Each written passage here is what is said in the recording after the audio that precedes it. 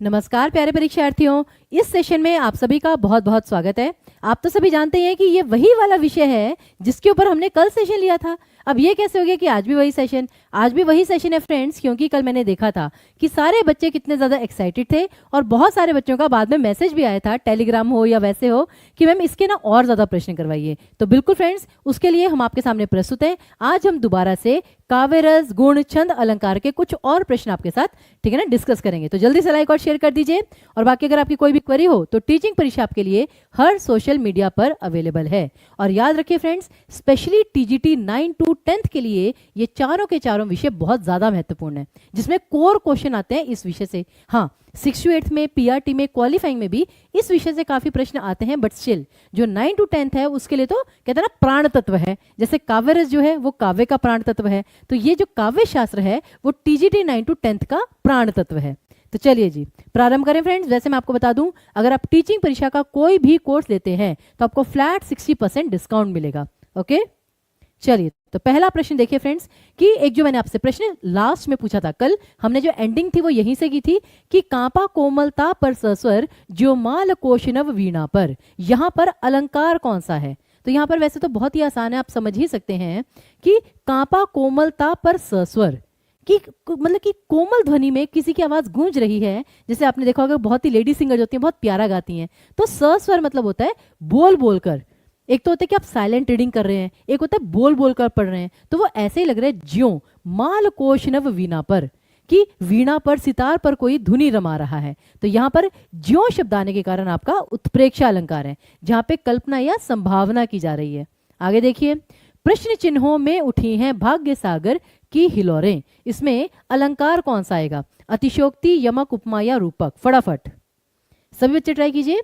प्रश्न चिन्हों में उठी हैं भाग्य सागर की हिलोरें, इसमें अलंकार कौन सा है? अब जैसे अतिशयोक्ति, अब यहाँ पे क्या है? प्रश्न चिन्हों, अब ये तक यहां तक तो सही है।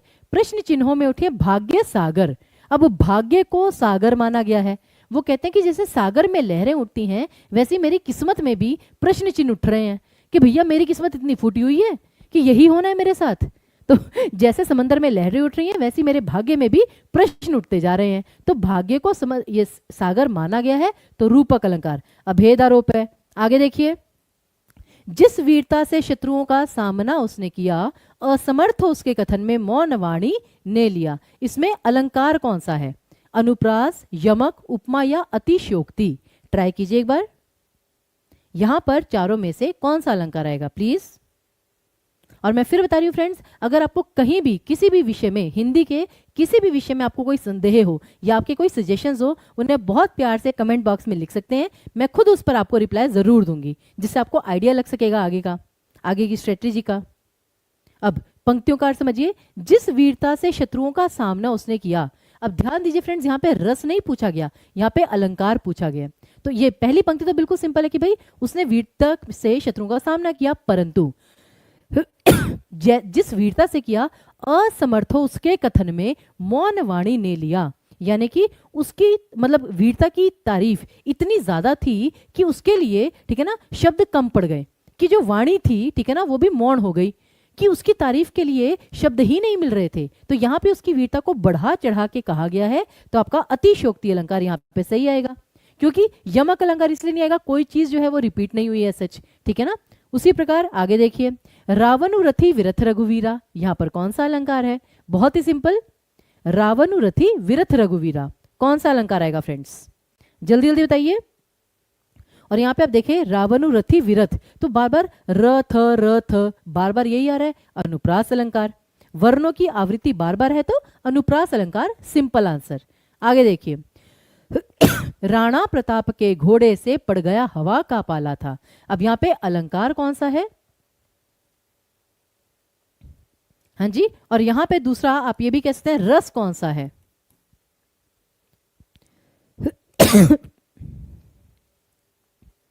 राणा प्रताप के घोड़े से पड़ गया हवा का पाला था। तो जैसे कहते हैं ना कि भाई तुम्हारा पाला बहुत बड़ी महान विभूति से है, लेकिन यहाँ पे विपरीत तुलना है कि हवा का पाला राणा प्रताप के घोड़े से पड़ा है। तो चेतक को ज्यादा बड़ा बताया गया, हवा को छोटा बताया गया, हवा की गति को कम बताया गया है। तो यहां पर एक तो आपका प्रतीप अलंकार है, और दूसरा अगर आपको यहाँ पे प्रतीप अलंकार ना दिया गया होता तो यहाँ पर अतिशयोक्ति अलंकार भी बिल्कुल सही है, इसको याद रखिएगा। अतिशयोक्ति अलंकार की बात को बढ़ा चढ़ाकर कहा गया है। दूसरा यहाँ पे रस कौन सा है, अब कहने को तो वीरता लेकिन अद्भुत, कि उसकी जो गति थी वो इतनी तेज थी, अद्भुत। तो यहाँ पर आपका अद्भुत रस जो है वो सबसे ज्यादा सटीक बैठता है, अद्भुत रस और प्रतीप और अतिशयोक्ति अलंकार। आगे देखिए, फिर राम नाम अवलंब बिनु परमारथ की आस, बरसत बारित बूंद गही चाहत चढ़न आकाश। यहाँ पे अलंकार कौन सा है, जल्दी से बता दीजिए। राम नाम अविलंब बिनु परमारथ की आस, बरसत बारित बूंद गही चाहत चढ़न आकाश। अनुप्रास, यमक, उपमा या रूपक। वो क्या कह रहे हैं, वो कह रहे हैं राम नाम अवलंब बिनु, अवलंब मतलब कि उसका सहारा, कि राम नाम के सहारे के बिना परमार्थ हमें नहीं मिल सकता, यानी कि जीवन का सही अर्थ हमें नहीं मिल सकता। जैसे कि बरसत बारित बूंद गही चाहत चढ़न आकाश, कि जो बारिश की बूंद नीचे गिर चुकी है वो दोबारा आसमान को छूना चाहती है। हाँ मतलब इवेपोरेशन के जरिए तो हो ही जाएगा, बट स्टिल तो वो कह रहे हैं जो नीचे जमीन की बूंद है जैसे वो आसमान नहीं छू सकती, उसी प्रकार राम नाम के बिना, ठीक है ना, प्रभु के आशीर्वाद के बिना आप परमार्थ नहीं प्राप्त कर सकते। तो यहाँ पर बेसिकली क्या था, बरसत बारित बूंद गही ब ब ब, चाहत चढ़न आकाश च च च। तो यहाँ पे अनुप्रास अलंकार है, सिंपल सी बात। आगे देखिए, और कह रही मैं आपको बता दूं ये तुलसीदास जी की दोहावली की पंक्तियां हैं, दोहावली की पंक्तियां। और पेपर में कभी कभी होता है ना फ्रेंड्स, साहित्य में एग्जामिनर का थोड़ा सा दिमाग घूम जाता है तो वो ऐसे क्वेश्चन भी दे देता है कि ये पंक्तियां किस रचना की हैं, तुलसीदास जी की दोहावली की रचनाएं हैं। और दूसरा यहाँ पर आपका दृष्टांत अलंकार भी हो सकता है। दृष्टांत अलंकार क्या होता है, जहां पे उदाहरण दिया जाए, जैसे कि आपने पहली पंक्ति में एक उपदेश दिया कि राम नाम के बिना, प्रभु के आशीर्वाद के बिना हम परमार्थ प्राप्त नहीं कर सकते, और दूसरी पंक्ति में उसका उदाहरण दिया, तो यहाँ पे दृष्टांत अलंकार भी, ठीक है ना, आपका हो सकता है। आगे देखिए, फिर राम नाम रति राम गति राम नाम विश्वास, सुमिरित शुभ मंगल कुशल दूहों दिसी तुलसीदास। इसमें अलंकार कौन सा है, फटाफट। बहुत ही सिंपल है फ्रेंड्स, बहुत ज्यादा मुश्किल नहीं है सच, कि राम राम रति राम गति राम नाम विश्वास। अब यहाँ पे आप देखिए बार बार राम राम राम राम राम, वही चीज आई जा रही है, और ऐसा नहीं कि उसके अलग अर्थ हों, वो सारा एक ही अर्थ है, श्री राम जी का नाम। तो यहाँ पर आपका बेसिकली अनुप्रास आएगा, वो भी लाटा अनुप्रास। कौन सा आएगा, लाटा अनुप्रास, यहाँ पर आपका सही उत्तर आएगा। ओके, इस चीज को ध्यान में रखना है। अगला देखिए, मन रे तन कागद का पुतला, लागे बूद बिनसी जय छिन में, गर्भ करे क्या इतना। जहां तक मेरा मानना है अभी तक आपने ये प्रश्न काव्य रस के रूप में किया होगा, लेकिन आज हम आपसे अलंकार पूछते हैं। इसमें अलंकार कौन सा है फ्रेंड्स, कि मन रे तन कागद का पुतला, लागे बूद बिनसी जय छिन में, गर्भ करे क्या इतना। अलंकार और रस दोनों बताइए सभी बच्चे। श्लेष अलंकार, रूपक, अतिशयोक्ति या अनुप्रास, ये या अगर आपका कोई और मत है आप वो भी बता सकते हैं। हाँ जी, तो यहां पर बेसिकली देखिए, मन रे तन कागद का पुतला, कि मन को कागज का पुतला बताया गया है, तो बेसिकली ये आपका रूपक अलंकार है। अभेद आरोप, कि जो मन या तन है वो आपका कागज का पुतला ही है। जैसे एक जितना मर्जी मोटा कागज हो, उस पर पानी की बूंद पड़ जाए तो फिर वो फटके ही रहेगा, उसी प्रकार जो शरीर है वो भी जरा सी चोट से बिखर सकता है। तो ये यहाँ पे रूपक अलंकार था। आगे देखिए, फिर कंकन किंकिनी नुपुर धुनी सुनी, कहत लखन सुन राम रानू रामू हृदय गुनी, मानहु मदन दुंदुभी दिन्ही, मनसा विश्व विजय कहे किन्ही। यहां पर छंद कौन सा है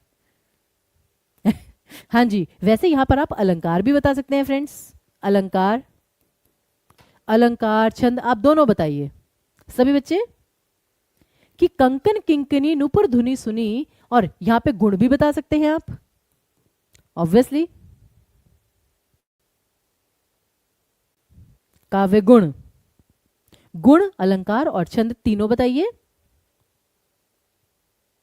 सभी बच्चे। प्लीज ट्राई करेंगे, कंकन किंकनी नुपुर धुनी सुनी, और सबसे मेन चीज मानहू, मानहू आ गया तो अलंकार तो आप गेस कर सकते हैं कि यहां पर उत्प्रेक्षा अलंकार होगा, उत्प्रेक्षा अलंकार। लेकिन अच्छा दूसरा गुण भी आप समझ सकते हैं कि कंकन किंकनी नुपुर धुनी सुनी, ध्वनि सुन रहे हैं और पंक्तियां बहुत डिफिकल्ट हैं, तो ओज गुण भी नहीं आएगा, प्रसाद भी नहीं आएगा, गुण आपका माधुर्य आ गया। पर बात जहां पर आती है छंद की, तो वहां पर तो काउंटिंग करनी पड़ेगी। काउंटिंग कैसे करें भाई? 1 2 3 4 5 6 7 8 9 10 11 12 13 14 15 16, 16 मात्राएं। अब वैसे यहां पर 3 मात्रिक छंद हैं और एक वर्णिक। वर्णिक में इंद्र वज्रा, वर्ण गिन लेते हैं कितने वर्ण हैं। 1 2 3 4 5 6 7 8 9 10 11 12। अब 12 वर्ण हैं तो इंद्र वज्रा नहीं हो सकता, यानी गिन्नी मात्राएं ही हैं। अब 16 मात्राएं हैं और लघु लघु पे खत्म है। बाकी भी देखिए 1 2 3 4 5 6 7 8 9 10 11 12 13 14 15 16, तो 16 16 मात्राएं हैं और एंड में लघु लघु लघु लघु, ठीक है ना। फिर ये गुरु गुरु गुरु गुरु। तो मैंने आपको क्या कहा था कि 16 16 मात्राओं के साथ लास्ट में चरण के अंत में लघु लघु या गुरु गुरु होना आवश्यक है, तभी आपका चौपाई छंद आएगा। तो यहां पर आपकी चौपाई ही है। तो चौपाई छंद माधुर्य गुण और उत्प्रेक्षा अलंकार। अब अंत में आता है इसका अर्थ कि भैया अर्थ क्या है। अब मेन बात यह है कि वो कह रहे हैं कि कहत लखन सन रामू हृदय गुणी जी, जो श्री राम हैं, श्री राम लक्ष्मण जी से कह रहे हैं कि भाई देखो मुझे ना मतलब कि कंगन की आवाज, मतलब बहुत सारी चीजें ऐसी लग रही हैं मानो कि मदन यानी कि जो आपके कामदेव हैं, कामदेव पूरी विश्व विजय करके दुंदुभी बजा रहे हैं, ऐसी आवाज आ रही है, इतनी मतलब मधुर धुनी आ रही थी। आगे देखिए फिर सुनी केवट के बैन प्रेम लपेटे अटपटे विहसे करुणा नैन चिते जानकी लखन तन। छंद कौन सा आएगा फटाफट, सभी बच्चे ट्राई करेंगे प्लीज। यहां पर आपका छंद कौन सा है? सोरठा, दोहा, बरवै, रोला। अब सबसे मेन चीज, चारों के चारों आपके मात्रिक छंद हैं, तो मात्राएं गिनिए, वर्ण गिनने से कोई फायदा नहीं। सुनी केवट के बैन प्रेम लटपेटे अटपटे विहसे करुणा नैन चिते जानकी लखन तन। छंद कौन सा आएगा? काउंट करें भाई स्टार्टिंग से।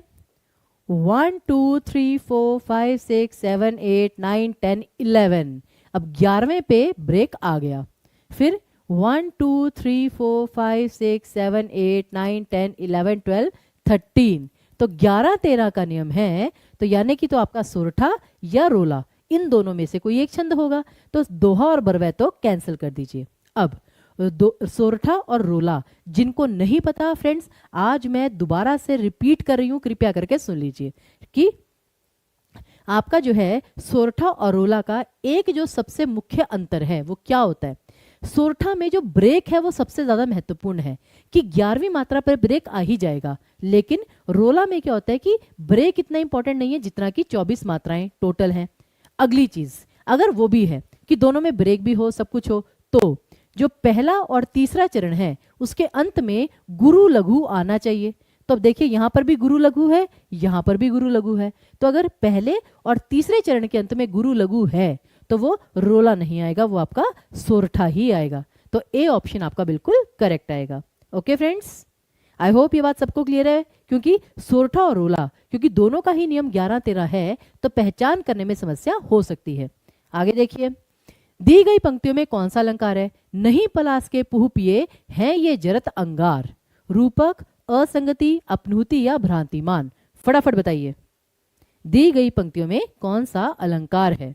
ये आपको बताना है कि नहीं पलास के पुह पिए ये हैं जरत अंगार। अब जहां पर नहीं आ गया कि ये पलाश के फूल नहीं है, ये तो जलते हुए अंगारे हैं, कि आप इंसान नहीं आप तो भगवान हैं, कि उपमेय को नकार कर उसे उपमान मानना, तो ये आपका अपनुहति अलंकार में ही होता है, सी ऑप्शन। आगे देखिए, निंदक नियरे राखिए आंगन कुटी छवाए बिन पानी साबुन बिना निर्मल करे सुभाए। कौन सा अलंकार आएगा? और यहाँ पे छंद पूछने की तो जरूरत ही नहीं है फ्रेंड्स, वो आप आराम से काउंट कर सकते हैं। और अधिकतर ये वही हैं, सारे के सारे दोहे जो हम बचपन में पढ़ते थे, ठीक है ना, एनसीईआरटी की बुक्स में, कि निंदक नियरे राखिए। काउंट भी अगर आप कर लें तो वो भी आएगा, दोहा ही आएगा आपका। तो निंदक नियरे राखिए आंगन कुटी छवाए, कि आपका जो निंदक है उसे अपने पास रखिए, क्योंकि वो बिना साबुन बिना पानी के आपको स्वच्छ कर देगा, आपकी बुराइयां बता बता के। तो कारण नहीं है, पर कार्य हो गया। साबुन भी नहीं है, पानी भी नहीं है, पर आप निर्मल हो गए। तो जहाँ पे कारण नहीं है, कार्य हो गया, विभावना अलंकार। बिल्कुल सिंपल। आगे देखिए, बरसा रहा है रवि अनल, भूतल तवा सा जल रहा। कि जो आसमान है, जो सूरज है, वो तो आग बरसा ही रहा है, और जो जमीन है वो तवे के समान जल रही है। भूतल तवा सा जल रहा, तो यहाँ पे सा आ गया, उपमालंकार। आगे देखिए, उधर गरजती सिंधु लहरियां कुटिल काल के जालों सी, चली आ रही फेन उगलती, फन फैलाए व्यालों सी। यहाँ पे रस कौन सा है? रस भी बताइए, गुण भी बताइए, दोनों चीजें बता दीजिए फ्रेंड्स फटाफट। मैंने आपको कहा ना कि आज भी हम कल वाले ही सेशन को कंटिन्यू कर रहे हैं, क्योंकि ये प्रश्न बहुत महत्वपूर्ण है। जल्दी जल्दी करिए।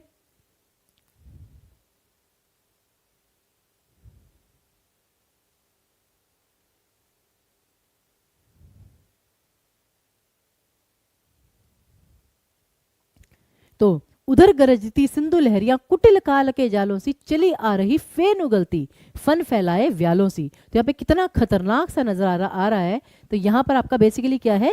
आपका भयानक रस। ओके, और जहां पे भयानक रस है वहां पे ओज गुण का आना स्वाभाविक है।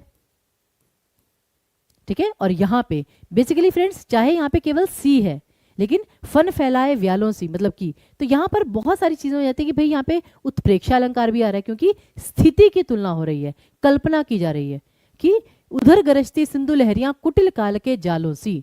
कि जो सिंधु नदी है उसकी लहरें इतनी ऊंची उठती हुई आ रही हैं जैसे सुनामी की तरह। ऐसा लग रहा है कि कोई जो सांप है वो अपना फन फैलाए हमें डसने आ रहा है।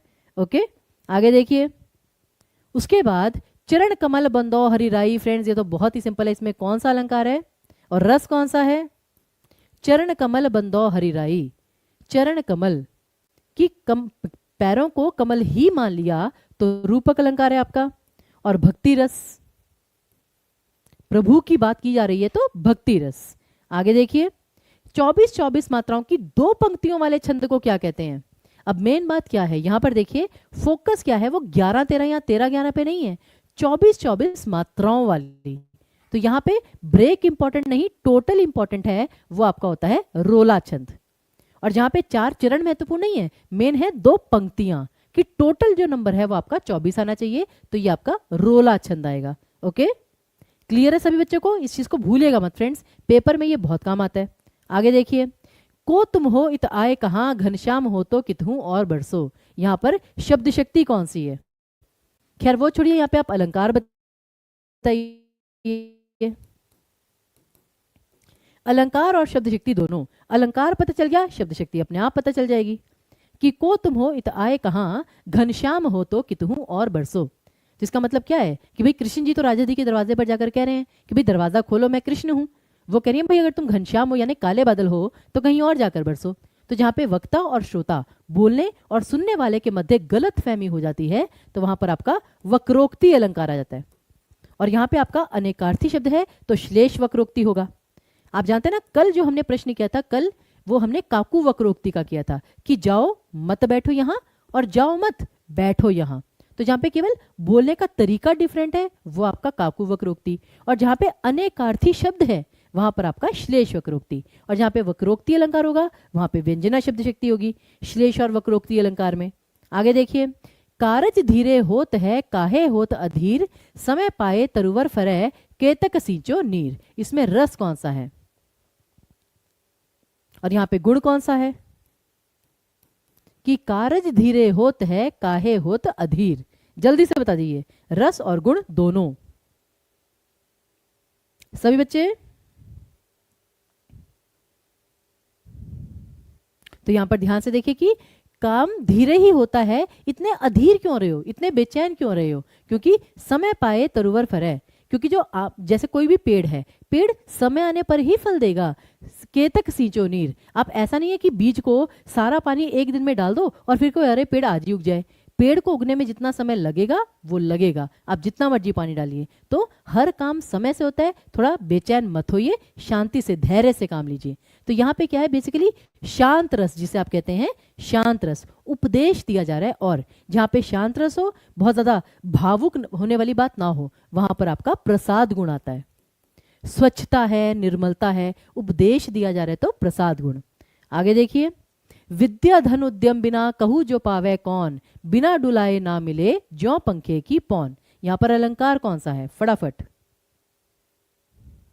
रूपक, उपमा, उत्प्रेक्षा या कोई और?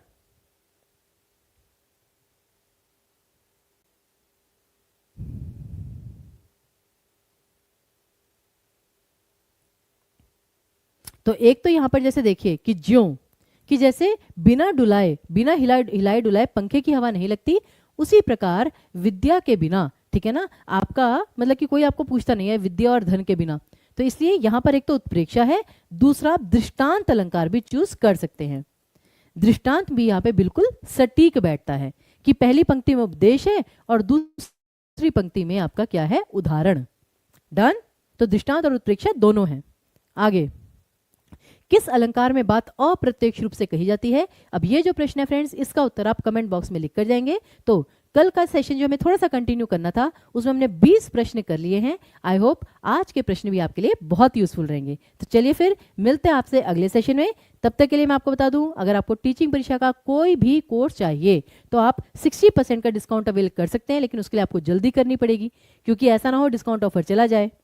ओके और बाकी कोई क्वेरी हो तो हम तो आपके लिए हर सोशल मीडिया पर अवेलेबल हैं। तो चलिए फिर सेशन यहीं पर करते हैं समाप्त और मिलते हैं आपसे अगले सेशन में। तब तक के लिए आप सभी का बहुत बहुत धन्यवाद।